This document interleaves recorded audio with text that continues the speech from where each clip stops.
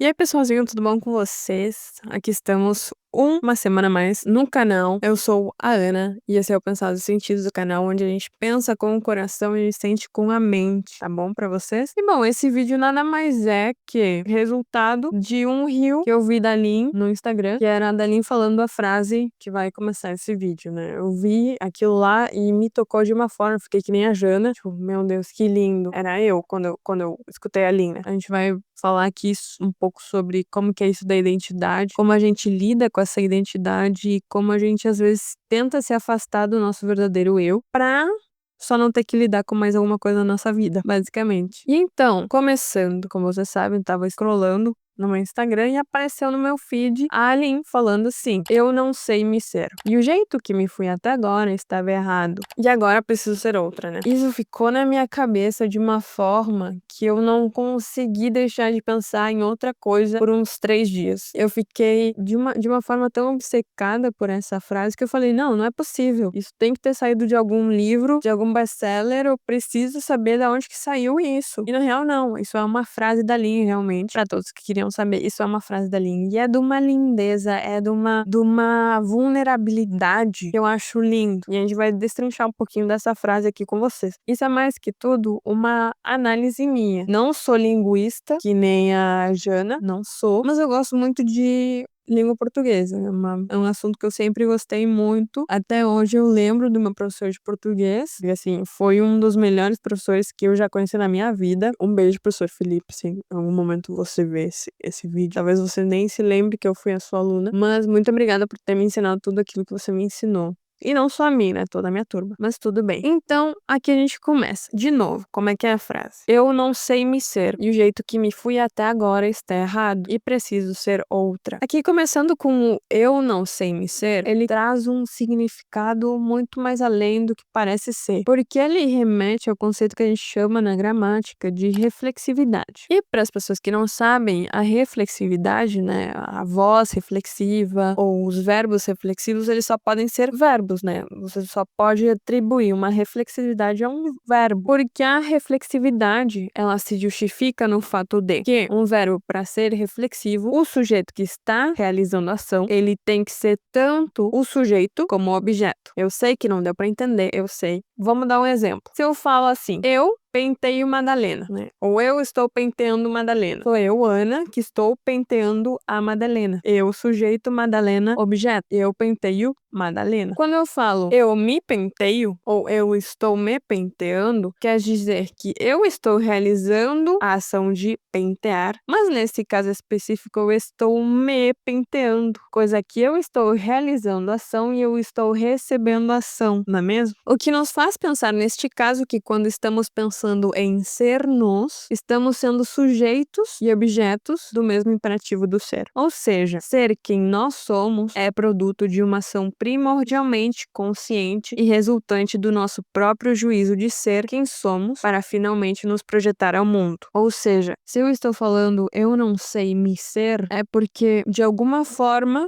eu poderia saber me ser. Se eu estou falando que eu não sei me ser, é porque existe uma possibilidade de eu saber me ser. O que nos diz que existe uma forma correta de se ser e uma forma incorreta de se ser. E aí você começa a perceber os vários componentes do eu, da identidade, da nossa identidade. Em algum momento podemos saber nos ser e ser o seu eu de uma forma autêntica, da mesma forma que você pode não saber se ser e cair nesse eu inautêntico. E você tá vendo que quem entra nesse juízo de dizer você está sendo inautêntico, você está sendo autêntico, ou você está sabendo se ser, ou você não está sabendo se ser, é um outro eu. É um eu que julga, é um eu que expecta. Então aqui, de uma certa forma, a gente já tem 3 personagens. O eu autêntico, o eu inautêntico e o eu espectador. Isso é tudo minha teoria, tá? Não sei se outros autores já entraram nessa parada de falar sobre o eu dessa forma. Eu imagino que sim. Eu tô pra ler ainda A Náusea, do Jean-Paul Sartre. Nossa Senhora, do Sartre, sei lá. Jean-Paul Sartre. Para, né? Mas é isso. Então, basicamente, fechando esse pontinho aqui, a Lin, ela define que ela existe uma forma de ser corretamente, de ser o eu, de ser autêntico. E ela chega a uma conclusão que ela não sabe se ser. Ela não sabe ser a Lin. Então partimos para outra parte da frase, o jeito que me fui até agora está errado. Ela começa a perceber aí que ela não tá sendo verdadeira consigo mesma, de que a Lin mesma não sabe ser Lin. A Lin, ela passou de ser Lin para ser algo outro que não é Lin. E esse é um rechaço, porque é de tantas tentativas que a gente tá tentando ser de uma forma correta, você fala, não, eu não sei me ser. Eu não sei ser a Ana. Não sei. É meio que um desapego dessa tentativa de encontrar-se, né? Que a gente já vai falar com a Clarice também. E basicamente ela termina de uma forma linda. E agora eu preciso ser outra. E isso é um chamado para o recomeço, que é basicamente sobre tudo isso que estão falando no episódio do podcast, né, que é o Engatilhadas, eu esqueci de falar, é o Engatilhadas. A Aline, ela foi convidada para estar no podcast da Engatilhadas, que tá a Nathalie Neri, tá a Gabi, depois das 11, e tá a Janaísa, que ela é linguista. E também a outra moça, desculpa, não conhecia ela antes do podcast, a Gil, Gil, não lembro, desculpa, de verdade. Mas, então, voltando aqui, a Lin, ela entra num consenso que ela não tá sabendo ser Lin, desistir de tentar ser essa Lin, mas ela diz, não desisto, eu preciso ser outra, é esse chamado pelo recomeço. Então, essa Lin que estava sendo projetada ao mundo é julgada como não. Você não está sendo autêntica, você não está sabendo ser-se. Ela está sendo retirada violentamente. Eu tô falando, eu preciso ser outra, não tem outra. Eu preciso ser outra pessoa, eu preciso ser outra versão de mim mesma, porque esta que sou não é suficiente pra mim. E bom, daí eu escrevo depois, eu me citando é coisa de louco, né? Portanto, estabelece-se aqui o método dialético do ser-se, em que a nossa tese é a linha autêntica vivendo na ilusão de que é autêntica, sendo sentenciada pela nossa antítese, que aqui é a linha espectadora, como não autêntica. Ou seja, a linha autêntica já não é autêntica, mas sim inautêntica perante os olhos da linha espectadora. E, portanto, é preciso buscar uma nova linha que seja capaz de ser-se corretamente, a síntese daquilo que havia de bom na anterior linha autêntica, purificada dos pontos negativos da linha inautêntica, para chegar a uma nova linha, síntese de todo esse emaranhado de linhas que existem dentro do universo, que é a própria linha. E a questão é que aqui qualquer um de nós pode ser Lin, pode ser Lin, pode ser Ana, pode ser Josué, pode ser Mariana, pode ser Larissa, pode ser qualquer um de nós aqui. Porque todos estamos nessa incansável jornada de saber quem somos. E chegar ao ponto de ser conscientes que não sabemos nos ser, porque não nos conhecemos, de forma que a gente conscientemente não sabe se ser, porque a gente não se conhece, é um baita de um fato. É um baita de um momento que você diz, eu vivi até agora em vão. Eu não sei quem eu sou. E se eu não sei quem eu sou, eu não sei o que eu posso ser. Né? É muito lindo isso, gente. É muito lindo. Honestamente, eu queria tanto ficar escutando aquela mulher ali pelas 2 horas do podcast, mas não pude, né? Não pude. Mas é tão lindo deixar a Lin se expressar sozinha. E eu acho que isso que faltou um pouquinho do podcast, tá? Me desculpem, meninas, mas eu acho que a Lin poderia ter falado um pouquinho mais, tá? Mas é isso. Então, entendemos, né? Eu não sei me ser e o jeito que eu me fui até agora estava errado. Preciso ser outra. E aqui a gente vai começar a falar sobre o quê? Adivinha? Adivinha do que a gente vai falar? Clarice. A gente vai falar aqui sobre Paixão Segundo GH, que é uma linda obra que até mesmo a Lin cita no momento que ela fala, né? E tinham me falado que a Paixão Segundo GH tinha uma pegada mais ou menos assim da descoberta do eu, e eu fui ler. E eu achei lindo, lindo, lindo, lindo. E aqui eu separei algumas citações, alguns momentos que eu falei, nossa, isso vai ser lindo de analisar, vai ser lindo de compartilhar. Mas o lindo da Lin é que ela teve essa jogada com a gramática de dizer eu não sei me ser. A gente criou um verbo, a gente criou uma forma de expressar isso. Eu não sei me ser. Eu acho que foi o lindo de resgatar, assim, nessa fala da Lin. Foi lindo, lindo, lindo. Mas, bom, vindo aqui pra Clarice, né? O que eu era antes não me era bom, mas era desse não bom que eu havia organizado melhor, a esperança. E ela tá falando aí, tá falando com essas palavras, eu não sei me ser. Eu não sei me ser, eu não sei ser Clarice do jeito que Clarice é, mas não era bom. Não era bom, mas era tudo que eu tinha. Eu não me conhecia, mas era tudo o que eu era. Se tiver coragem, eu me deixarei continuar perdida. Mas tenho medo do que é novo e tenho medo de viver o que não entendo.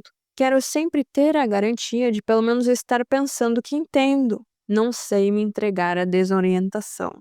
E esse não sei me entregar, a desorientação, o que que é? Aquele medo de você chegar no momento de você dizer: eu não sei me entregar à desorientação", porque ela parte do momento dela falar: "Bom, não, eu sei que eu não era boa o suficiente pra ser quem eu sou, eu não sei me ser, mas era o único que eu tinha, mas eu não sei me entregar à desorientação. Eu não gosto desse limbo de não saber quem sou e ter que procurar quem sou para ser-me de uma forma correta", entende? E daí ela entra na sacada genial do conceito da terceira perna, que vai ser lindo, lindo, lindo de falar aqui com vocês. E ela fala assim, ó: "Perdi alguma coisa que me era essencial e que já não me é mais. Não me é necessário. Assim como se eu tivesse perdido uma terceira perna que até então me impossibilitava de andar, mas que fazia de mim um tripé estável. Essa terceira perna eu perdi e voltei a ser uma pessoa que nunca fui. Voltei a ter o que nunca tive.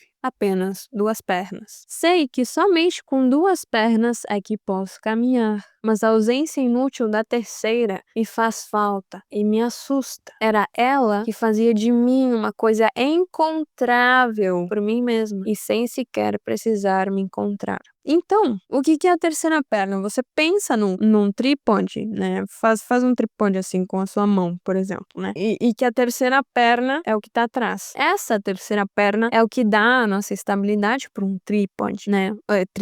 Tripé, perdão. Isso é o que dá a estabilidade para um tripé. É a terceira perna, porque sem a terceira perna do tripé, você só tem a possibilidade de ir para trás ou de ir para frente. E daí vai depender se você vai aprender a caminhar ou não, se você só vai cair. Então, é tão lindo isso da terceira perna, porque também aqui ela representa esse sentido de se conformar, de estar no estável, de estar no cômodo, de seguir sendo encontrável, porque eu nunca me perdi, eu nunca deixei de ser aquilo que eu pensava que era bom o suficiente. Aquela terceira perna não me forçou a andar para frente e nem para trás. Foi só uma parada, foi só um momento de eu me estacionar. E o lindo, lindo, lindo, lindo que ela fala: "Foi como adulto, então, que eu tive medo e criei a terceira perna, mas como adulto, terei a coragem infantil de me perder?" Aí que tá. Às vezes a gente tá, né, nessa noia de não saber quem somos e beleza. A adolescência é uma coisa linda porque a gente finalmente tá tentando se conhecer, mas daí você para de ter essa rebeldia, você para de ter esses sentimentos à flor da pele pra ser o que dizem que é o melhor pra você. A gente perde essa vontade de ser nós mesmos, de nos expressar da forma que somos, porque temos coisas mais importantes para fazer, ou decisões mais importantes para tomar. Então, isso é lindo. Nesse momento que a gente é adulto, a gente meio que cria essa terceira perna e fala: "Beleza, até aqui cheguei, estamos indo bem", e fica. Só que chega um momento que essa terceira perna ela vai desaparecer, porque em algum momento, não sei quando, você vai perceber que você não é o bom o suficiente para você. Porque eu acho que é meio que natural para os seres humanos a gente sempre sentir que a gente não é o suficiente pra gente mesmo, que a gente não é suficiente para as pessoas que estão ao nosso redor. E se a gente não é suficiente para as pessoas que estão ao nosso redor, a gente começa a perceber que a gente não é suficiente para si mesmo, que a gente não tá sendo verdadeiro com nós mesmos e que a gente não sabe se ser. Que lindo, cara, que lindo, que lindo. E cara, depois ela começa a falar o quê? O medo do feio, o medo de ser aquilo que é feio. Terei, enfim, perdido todo um sistema de bom gosto, mas será este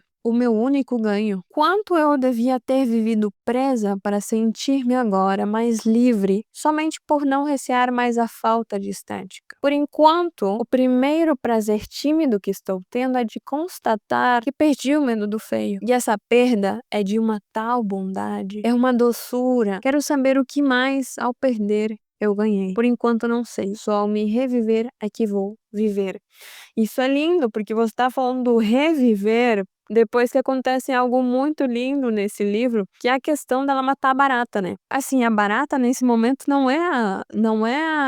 uma barata. A barata não representa só uma barata. E o homicídio da barata não representa só um homicídio da barata. Ela representa o homicídio de ser. E até depois ela come a barata, né? É uma autofagia que ela faz, que é muito lindo. E esse homicídio do ser é essa constatação violenta de que você precisa ser outra. outra, que você ser você mesma não é suficiente. Você, de uma forma violenta, você tem que aceitar isso.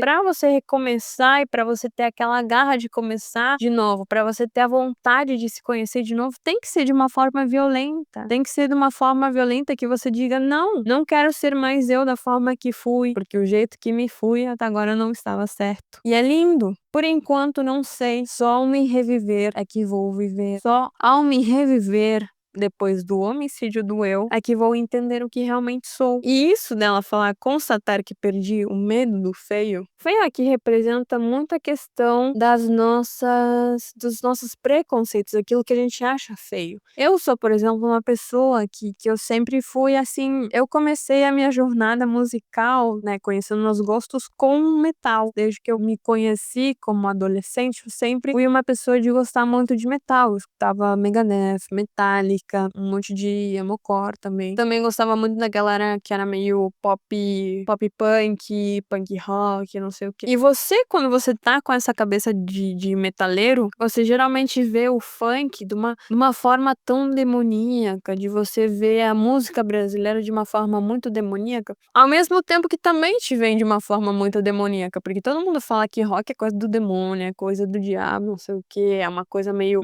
satanista, né? E conforme eu fui crescendo, eu fui percebendo que eu também gosto de outras coisas, que eu também gosto daquilo que é feio, e você começa a entrar nessa crise existencial de falar, poxa, mas então eu perdi esse sistema de bom gosto? Eu perdi esse meu sentido de estética? Aquilo que não era bonito começou a ser feio e o que era feio começou a ser bonito? Ou não simplesmente estou começando a ver outros valores, estou começando a ver outras cores que a gente antes não via por conta do preconceito, né? Isso da gente aceitar o feio, da gente gostar do feio, é muito mais no sentido de quebrar o tabu.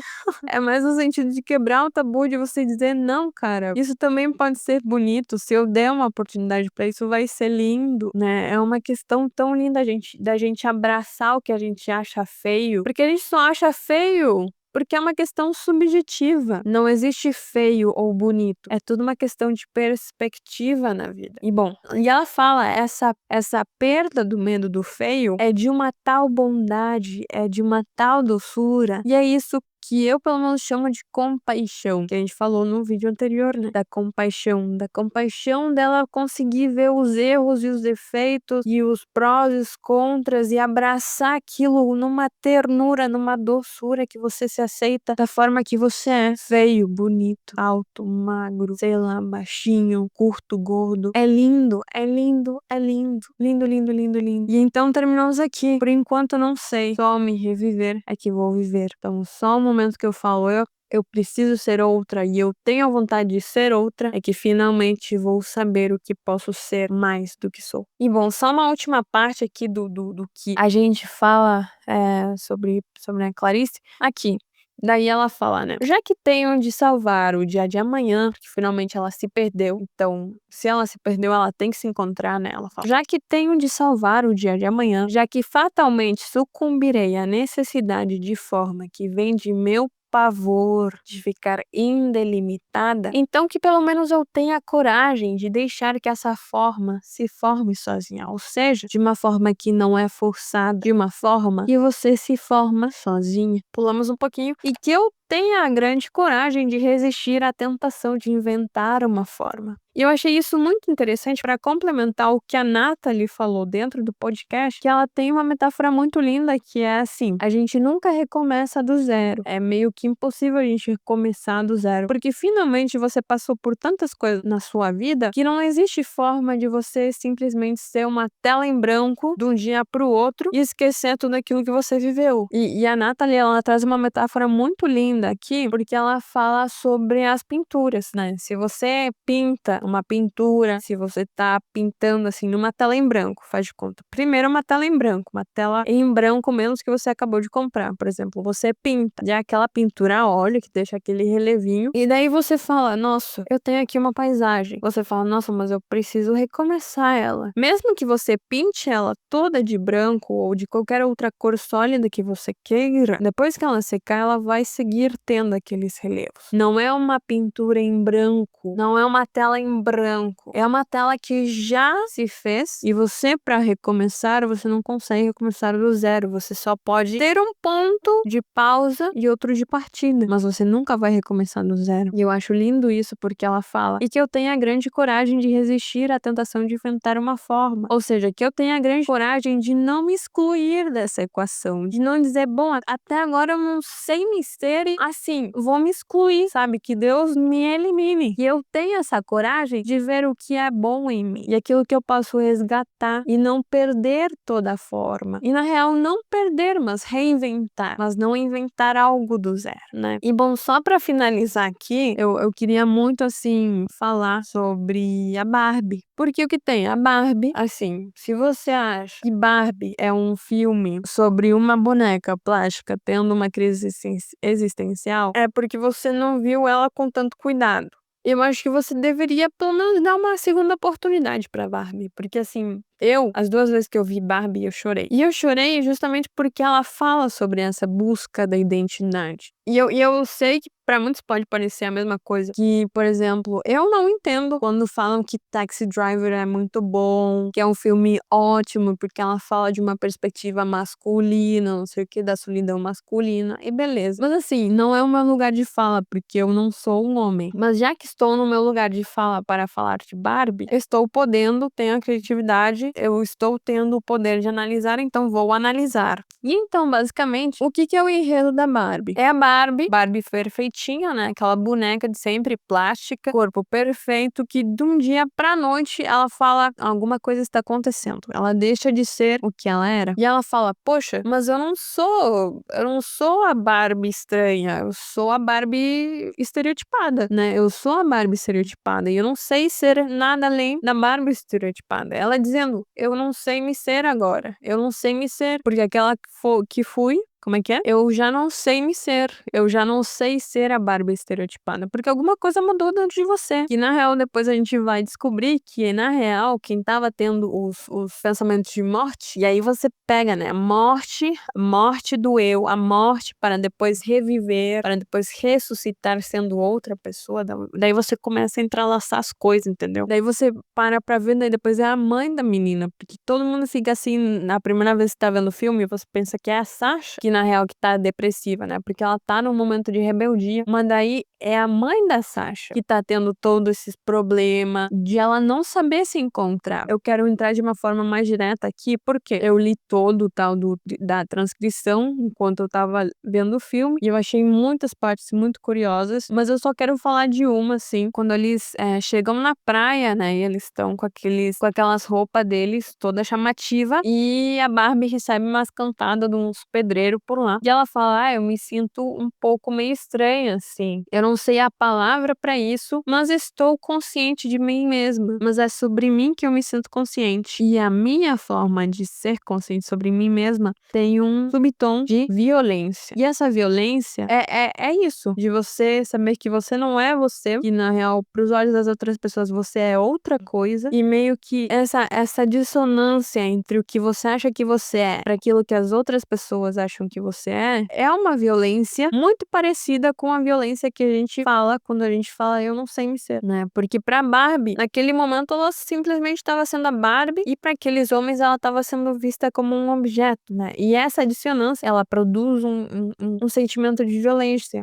Da mesma forma que quando eu falo eu não sei me ser, eu não sou verdadeira comigo mesma, eu admito que não sei quem sou, por isso não sei me ser, é uma violência. É meio que uma violência muito parecida, né? E além disso, meio que a Barbie, né, ela de uma certa forma, ela também representa a terceira perna, né? Tanto pra mãe quanto pra filha. É tudo aquilo que representa a infância pra gente, né? A infância, de certa forma, ela é uma terceira perna, porque a gente tá num momento de descobrir o mundo e aquilo, os nossos brinquedos, o nosso entorno, meio que a gente se sente confortável pra ser quem somos naquele momento e a gente pensa que isso vai ser estável pra toda a vida, que a gente sempre vai brincar, que a vida sempre vai ser um passeio na Disney. Não sei por que eu usei essa metáfora, porque eu nunca fui pra Disney. Mas é meio que aquele sentimento de conforto que a gente tem na infância é, de certa forma, essa terceira perna. paterna, né? É só na adolescência que a gente começa a perceber que o mundo ele não é tão do jeito que a gente pensava que ele era, e a gente começa a perder essa terceira perna. Da mesma forma que a gente começa a perder a nossa ingenuidade, e da mesma forma que a gente começa a perder esse interesse pelos nossos brinquedos. De que é a Barbie? A Barbie é um brinquedo. Então, ao momento que você perde esse seu interesse pelos brinquedos e você percebe, você começa a ter essa consciência com esse tom de violência que a gente tá falando, você percebe que o mundo não é do jeito que você pensava, e você começa a perceber que você também não é do jeito que você pensava, você não é o que pensava ser, e por isso precisa ser outro. Por isso é arrancado de você a terceira perna pelo mundo, pela sociedade, pela sua própria percepção da realidade, e você precisa caminhar, você precisa ser outro. E aí que a gente começa a entrar na adolescência, que a gente vê, a gente tá nessa exploração do ser, de não saber quem sou, mas preciso saber a todo custo. Depois eu acho lindo, porque chega aqui um momento que eu analiso assim a cena também entre três componentes. Lembram que a gente estava falando sobre o eu autêntico, o inautêntico e o julgador? Tem uma cena, essa cena é quando elas voltam para Barbie Land. Elas percebem que a Barbie Land,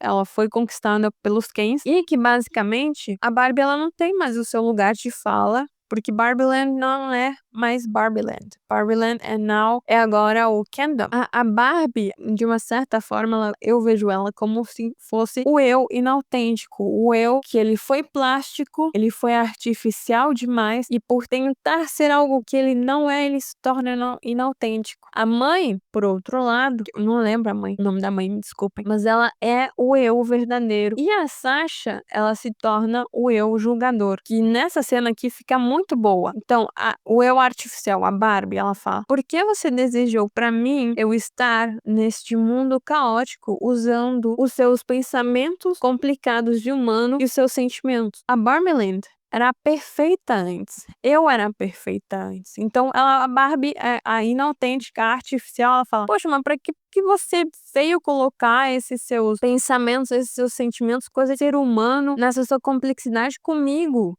Porque eu era artificial, eu era suficiente pra mim naquele momento, né? E aí vem a Sasha e ela fala: não culpa minha mãe, não culpa o ser humano, não culpa a pessoa, não culpa o seu verdadeiro eu. Talvez você pediu pra que a gente viesse, talvez é a tua culpa, Barbie. Então, chega num momento que talvez até você meio que percebe isso de, poxa, realmente, talvez a Barbie, ela chegou num momento até que inconsciente de dizer: estou cansada de ser artificial, preciso ser outra. E por isso que ela, de certa forma, o eu espectador, que é a Sasha, ela fala isso: talvez é sua culpa. Mas ela não fala com essa raiva, talvez é tua culpa. Porque você tá falando da minha mãe, né? Ela fala: bom, talvez na real era um desejo seu que isso acontecesse. Talvez você já tava cansada de ser tão artificial, tão perfeita, tão inumana. E por isso você pediu que a gente fosse. E daí depois a gente começa a falar sobre o Ken, né? Porque o Ken também é outra julgada, é outro ponto-chave daqui, que é uma das últimas cenas, assim, que o Ken, ele finalmente ele percebe que ele pode ser feliz sozinho. E ele tem aquela frase: quem sou eu? O quem sou eu? E ele tem essa meio que abertura de dizer: bom, mas se o quem sou eu, quer dizer que eu, de certa forma, tenho um poder pra ser o quem da forma que eu bem deseje, né? Ele tem meio que esse insight, e isso fala muito de como a identidade masculina ela é construída, né? Muito diferente da identidade feminina, porque os homens, assim, muito dificilmente eles têm esse incentivo a se encontrar, a saber mais deles mesmos. Não é à toa que você vê, assim, interesses masculinos só sobre, sei lá, futebol e outras paradas, assim, muito, muito superficial, sabe? É basicamente isso. Os homens não sabem se ser, porque não são incentivados a se conhecer, não são incentivados a saber o que eles gostam, o que eles não gostam, o que eles sentem. Os homens não são incentivados a sentir, a apreciar os sentimentos, a apreciar os seus pensamentos. Não existe isso no mundo masculino. E se existe, provavelmente ele foi incentivado por uma mulher. Então, talvez isso a gente deixe pra outro vídeo, porque eu gostaria muito de falar sobre, na real, a amizade entre homens e mulheres. Eu acho que existe sim, mas em certas condições, né? Tudo nessa vida é uma questão de condição. E a amizade entre homens e mulheres também. E eu acredito que ela só possa ocorrer de uma forma genuína em certas condições. Porque os homens, realmente, eles não assimilam a amizade da mesma forma que as mulheres. Mas isso a gente vai deixar pra outro vídeo, tá? Bom, gente, acabamos. Eu queria dar uma conclusão mais legal, uma conclusão melhor pro vídeo. Não me deu tempo, tá? Eu tô aqui estourando o meu tempo de áudio. Mas é isso, gente. Eu espero que vocês tenham gostado. De novo, não sou uma pessoa culta, eu só sou uma curiosa que eu não estudei literatura, eu não estudei português, eu não estudei cinema, eu só sou curiosa, me interesso por essas coisas e eu aprecio esse análise porque eu acho que ele tem muito a nos ensinar, muito a nos fazer refletir. Eu espero que isso tenha servido pra você de alguma forma. E se serviu, por favor, compartilhe com alguém. Deixa o seu like, deixa o seu comentário. Se você tá achando que eu tô falando um monte de abobrinha por aqui, fala também, fala. É bom a gente falar, é bom a gente expressar. Eu espero que vocês encontrem nesse canal um lugar aberto pra vocês discordarem comigo, pra vocês discordarem de mim, pra vocês também concordarem comigo também, ou pra vocês somarem, pra vocês agregarem, porque eu acho que a gente tem que perder um pouco desse medo da gente discordar com as pessoas. A gente não precisa discordar e ter esse conceito de que quem discorda de mim é meu inimigo. Não. Às vezes sim, né? Não se tolera o intolerável. Mas no mais, né? Quando a gente tá falando de cinema, quando a gente tá falando de literatura, toda discussão é boa. Toda discussão é boa. Então é isso, gente. Muito obrigada por assistirem. Um beijo pra vocês. Um beijo pra cada um de vocês. Eu amo vocês de verdade, de coração. Permaneçam aqui no canal. Eu vou estar aqui toda semana. Toda semana, toda semana. E só tenho a agradecer pelo apoio que eu tô recebendo de todo mundo, viu? Amo vocês. Nos vemos na próxima. Tchau!